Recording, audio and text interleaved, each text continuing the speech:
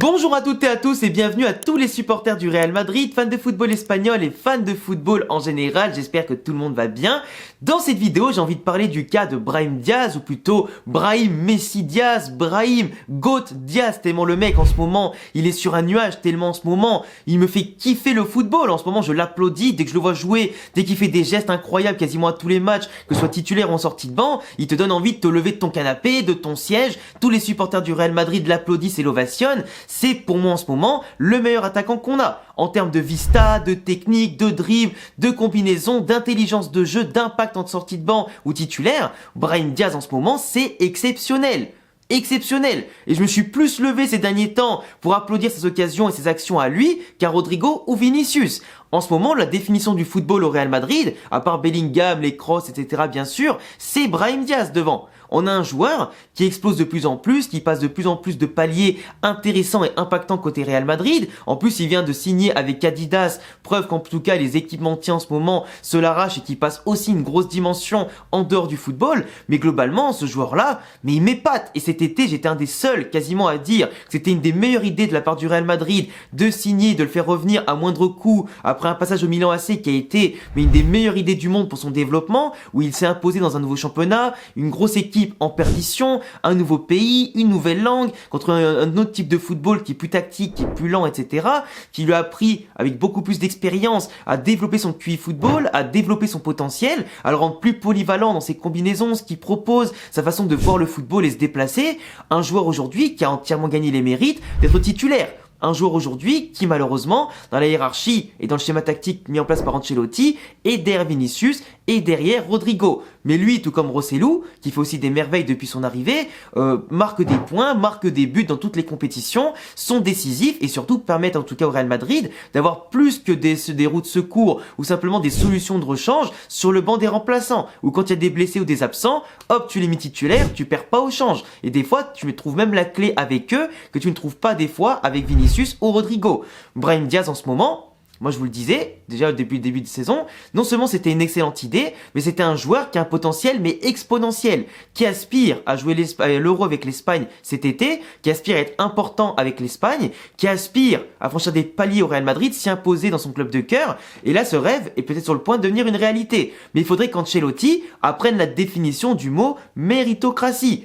Par moments, ça arrivait, par exemple au début de saison, que Vinicius, qui était pas forcément très bon, soit laissé sur le terrain pendant 90 minutes, à la place de Rodrigo, qui des fois était largement meilleur et qui sortait vers la 70e par exemple.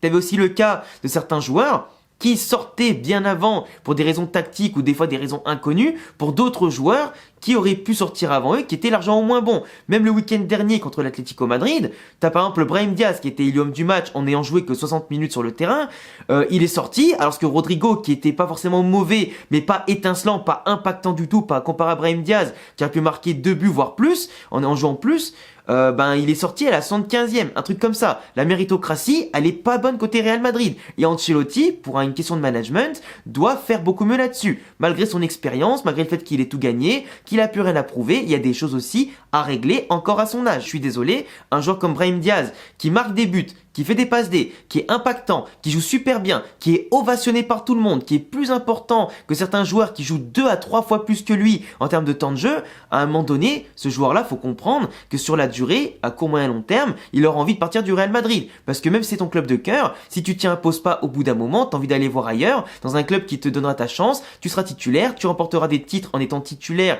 et en ayant plus d'impact, et globalement voilà. Parce qu'aujourd'hui, il n'y a pas encore Hendrick, il n'y a pas encore Mbappé, et suivant les schémas tactiques et suivant qui partira cet été en attaque au milieu de terrain ou je sais pas où, sachant que Rossellou va rester aussi, bah forcément tu t'appelles Brahim Diaz, si déjà t'es mal vu dans la hiérarchie par rapport aux joueurs en place actuellement et qu'il y en aura encore plus d'autres concurrents cet été, bah son temps de jeu risque de fondre comme neige au soleil l'année prochaine.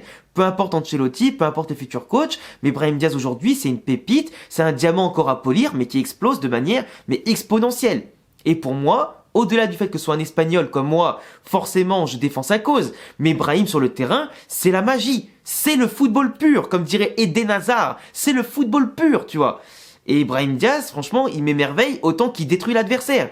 Ce qu'il est capable de faire sur des petits espaces, dans les grands espaces, contre les équipes regroupées en se déplaçant intelligemment, sa capacité à combiner, à défendre, en plus il revient énormément défendre par rapport à ceux de devant d'habitude comme Rodrigo ou Vinicius, qui font aussi des efforts mais pas autant qu'un Brahim Diaz, franchement c'est exceptionnel. Bellingham, tu pourrais même le faire reculer et mettre Brahim Diaz en 10 à sa place. Franchement, t'aurais limite encore plus de puissance au milieu de terrain, plus de qualité technique, de portée de balle, de conservation et d'efficacité devant. Et une qualité de projection encore plus forte. Mais après, bon, si tu fais ça, ça veut dire que tu mets soit Kama, soit Tchouaméni sur le banc, etc. Que tu laisses moins de place à Modric et à Kroos forcément, qui devront bien forcément un jour partir. Mais Kroos est tellement fort qu'aujourd'hui, tu peux pas t'en passer. Et c'est normal, hein, et je pense qu'il va re-signer encore pour 1 an. Mais globalement, le Real aujourd'hui doit réfléchir à sa stratégie pour certains jeunes. Déjà qu'il n'y a par exemple pas la place pour un Arda Güler, il faudrait pas qu'il manque de place pour un Brahim Diaz qui est émergent et qui fait toute la différence en ce moment. Après, est-ce que Brahim Diaz est plus fort qu'un Vinicius? Est-ce qu'il est plus fort qu'un Rodrigo? C'est pas forcément ça la question. Mais aujourd'hui, clairement, sur le terrain, dans la dynamique dans ce moment, Rossellou et Brahim Diaz méritent beaucoup plus par moment que des Vini ou des Rodrigo. Je dis pas forcément que les deux en même temps, mais qu'il y en a un des deux au bout d'un moment qui doit peut-être goûter un peu au banc. Moi j'avais dit à l'époque que Vinicius, quand il était un peu catastrophique, irrégulier, qui parlait trop aux arbitres, trop aux joueurs adverses, etc., qu'il devait goûter au banc. Rodrigo, depuis le début de saison, certes il en est à 12 buts et 7 passes décisives, mais en plus de 2400 minutes, parce qu'il a toute la confiance du coach, mais il faut pas oublier que Rodrigo, avant le 11 novembre par exemple, un truc comme ça, le 15 novembre, il était qu'à un seul but et seulement 2 passes décisives. Et il avait joué tous les matchs titulaires quasiment, comparé à Brahim Diaz et Rossellou, qui rentraient, marquaient plus de buts, faisaient plus de passes D, et surtout avec très peu de temps de jeu. Genre Brahim Diaz, je vais vous donner les statistiques, je les ai sous les yeux. J'ai noté dans mon téléphone, du coup Rodrigo, 12 buts, 7 passes D en 33 apparitions, donc 2460 minutes, un but seulement jusqu'au 11 ou 15 novembre, et après il a eu un mois de novembre et de décembre ultra prolifique, où justement il a pu se rattraper, faire gagner le Real Madrid en Liga et en Ligue des Champions. Mais à part ça, là depuis c'est de moins en moins bien. Et en plus de ça, ça montre déjà l'irrégularité de Rodrigo, qui a du mal, je pense, à franchir encore un palier dans ce côté décisif des choses, et parce qu'il pourrait faire encore mieux vu le talent qu'il a, vu sa capacité d'élimination, son sang-froid d'habitude devant le but, mais en ce moment il croque énormément, et ça c'est quand même dommage qu'il a pas développé encore plus ce côté tueur dont on aurait bien besoin à des moments. Et comparé à ça, t'as par exemple Vinicius qui, avec toutes ses blessures, il est vrai, et ses rechutes, il a du mal à trouver cette régularité, cette plénitude physique qui peut lui permettre d'être à 100% sur la durée. Et malgré les blessures, Vinicius en 20 matchs, c'est 11 buts et 4 passes D. On en a déjà parlé hier en vidéo, que pour moi Vinicius, s'il n'était pas blessé cette saison, il pourrait battre ses records, mais largement, de ce qu'il avait fait notamment en 2021-2022, voire de l'année dernière. Et globalement, il pourrait finir, pourquoi pas, à plus de 30 buts facilement et une dizaine de passes D, s'il n'était pas autant blessé. Mais après, c'est le destin, faut qu'il soigne un peu ses blessures pour revenir plutôt en forme dans le sprint final de cette saison, et encore mieux l'année prochaine. Vinicius, c'est un joueur différentiel qui, même s'il joue mal pendant 80 minutes, peut te faire une accélération, un dribble de génie pour une passe, un centre ou un tir en tout cas venu d'ailleurs, qui peut te faire débloquer une situation. Ça on le sait tous. Mais Vinicius par moment, même s'il est beaucoup plus calme en tout cas cette année, doit comprendre aussi qu'il y a une concurrence. Et c'est pour ça aussi que certains joueurs comme Vini et Rodrigo, par moment tu peux les mettre sur le banc pour la concurrence, ça va les booster encore plus à se donner à 400%. Et ça permet aussi de faire participer les autres. Parce que quand tu regardes Brahim Diaz et Rossellou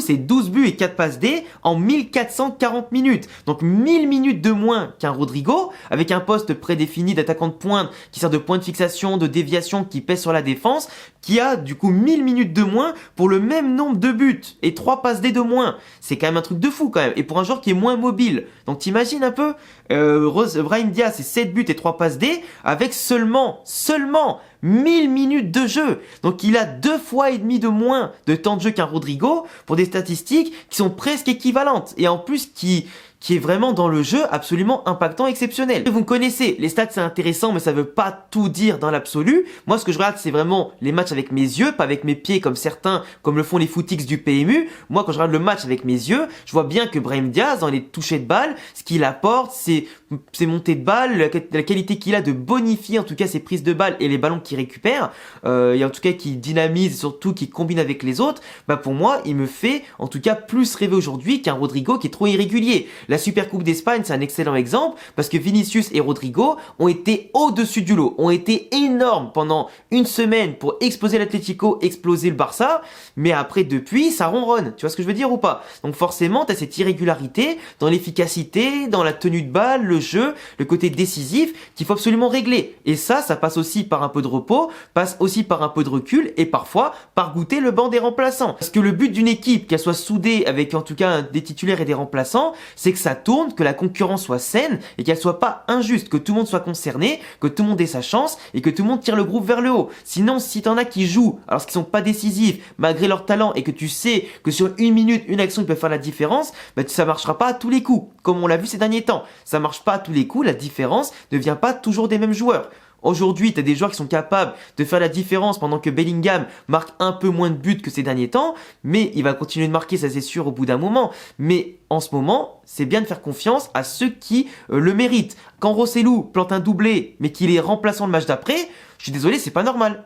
Je suis désolé, c'est pas normal. Un joueur qui plante un doublé, qui est en confiance et tu le mets sur le banc le match d'après, Brahim Diaz qui est titulaire, qui marque et fait des passes D et remplaçant le match d'après, à un moment donné, non. Faut quand même une continuité, faut que ce qu'ils aient fait et leurs efforts aient une récompense, sinon tu vas créer une concurrence qui soit fade, injuste et évidemment dégoûter des joueurs ultra talentueux qui vont demander à partir au prochain mercato. Donc Brahim Diaz, à mon sens, est au niveau de Vinicius et Rodrigo, peu importe ce qu'on en pense, le terrain se traduit en ce moment où il est limite plus impactant et plus décisif, plus intéressant, suivant les phases de jeu et contre qui tu joues, c'est des équipes regroupées, t'as de l'espace ou pas, et pour moi Brahim Diaz mérite de jouer plus souvent titulaire. Vous me direz ce que vous en pensez en commentaire, mais en attendant, moi j'ai donné mon avis, tout le monde est fort dans l'effectif, mais il y en a un en ce moment qui est un peu au-dessus du lot et forcément faut le récompenser. Enfin bref, j'attendrai vos avis sur ce sujet-là.